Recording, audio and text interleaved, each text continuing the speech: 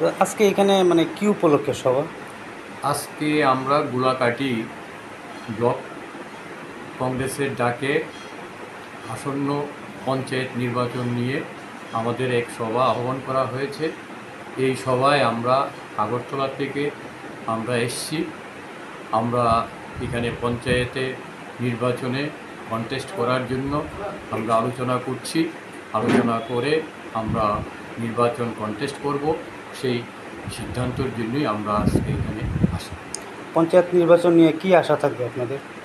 মানুষের মধ্যে এই পঞ্চায়েত নিয়ে যে দুর্নীতি হয়েছে, এই দুর্নীতির বিরুদ্ধে মানুষ এবার রুখে দাঁড়ানোর জন্য এবং কংগ্রেসের পাশে দাঁড়ানোর জন্য মানুষ উদ্গ্রীব হয়ে আছে।